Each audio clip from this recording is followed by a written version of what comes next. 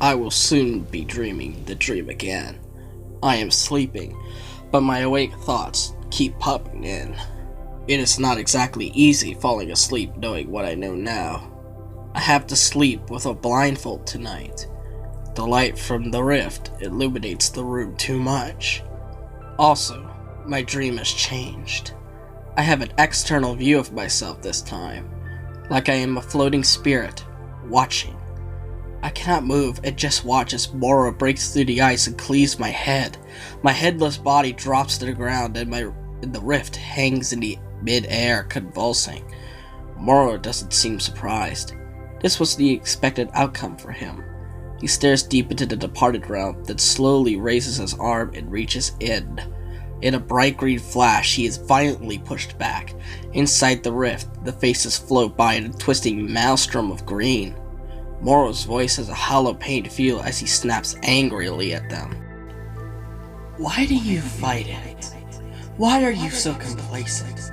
You could be free like I am. Just pass through and hook onto something. Be free! What's so good about where you are now? There is something truly desperate about Moro's voice. It dawns on me that he's not really angry that the ones in the departed realm won't pass over. He is angry that the departed realm won't accept him. He advances on the rift again. The Skulkin crash against the wall. The clacking of bone echoes throughout the underworld, and the other Skulkin cower as bones scatter across the blackened floor. The sickly green, ghostly glow from the Edo sorcerer, who has risen from his throne, mixes with the blue vapors emitting from his clenched hands. Work in Nam has stopped? Why? Speak! The awkward silence that followed seemed to last forever. The Skulkin skull found it immensely hard to speak, having been separated 20 feet from its lower jaw. It wasn't until another Skulkin, nervously fumbling around, managed to put the jaw back in its place, that the silence was broken. Please, exalted Skull King of the Underworld, I am just a messenger, but it would seem that the mayor knows there is something fishy going on. Maybe he's figured out the true purpose of the structures. I think he... Another blue blast sent into the skull, flying across the plateau. Baby bone spiders fled into cracks in the ground as it settled dangerously close to the edge. A steep drop with red-hot lava bubbling below. The Skulkin would have swallowed hard had it still had a throat. Have I asked you to think? How can I rule Ninjago if there isn't enough Edo power to liberate me from this wretched place? Clouse fumed, then regained his composure. His piercing eyes scanned the legion of Skulkin, which stood paralyzed by fear toward him. Had he revealed too much? No. These warriors had long ago given up their ability to question authority. Clouse had spent some of his younger years studying the great battles of the past. Samukai had been a mighty warlord early in his career, but he had quickly lost his way in his greedy conquest for riches, land, and power. Yet there were no records, or desertions, or mutinies, despite all the atrocities he and his merciless armies caused. Clouse respected that. A great leader should inspire blind loyalty and fear in his followers, and have the resolve to do anything to carry the ambition forward. He had always wondered what Samukai had done to bring this strange fate on himself and his men. The history books mentioned how the flesh was ripped from their bones and how their armor and weapons dropped to the ground as their skeletons ceased to exist in Ninjago. But even his attempts, a king's order to his subjects, had failed to get any of the Skulkin to decipher this riddle for him. So deep ran their shame and regret. Clouse sat back down on his throne and waved his hand dismissively. Put them back together and send it back to Ninjago, and bring this to the warden.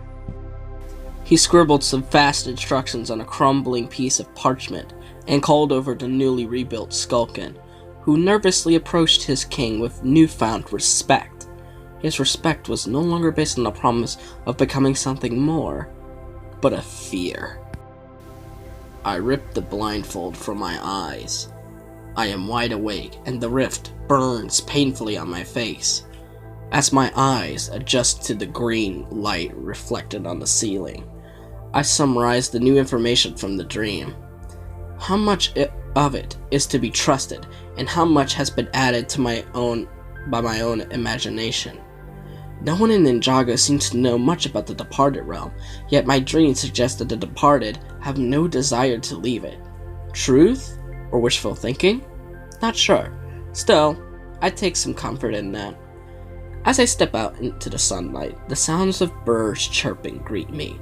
No sound of hammering. I wonder what the mayor has argued to the Board of Commerce, but it has clearly worked. Jerahn is waiting for me outside with a most concerned look on his face. My scar's disappeared! Again! It just disappeared! He blurts out at me as he brushes his hair away from his forehead. Yes? I reply. Of course, this is strange, and last we spoke of it, we were interrupted by Salil, so I don't have the full picture. Normally, they fade away slowly, but this time, it just disappeared. I was talking with Alice, and all of a sudden, I cut him off. Who's Alice? Alice? She's... Oh, right. I haven't told you. Alice is one of the others. Young students, you know. I was talking to her. She was out tracking the people from her village that had gone missing, and... I look around. The street is empty. Where is she? Jerahn takes a deep breath as he realizes he is getting ahead of himself. It's how we keep in touch. The scars. They come and go, but when they're there, we could communicate. Talk. Like a voice in our heads. Lately, I haven't been able to communicate with the others, but now I can't reach Alice either. We were talking, she said, and she had come across something. A camp or something. She was sneaking in to investigate. She hushed me, but then all of a sudden our connection was lost. I could feel her confusion and fear, but then I felt a sting, and then nothing. When I checked, my scar'd gone. We gotta help her. Something has happened to her. Jerahn is wide-eyed and panicky. When I ask him if he has any idea where she is, he drops to his knees and shakes his head, sobbing. I know how it feels to be lost. I have been. Several times.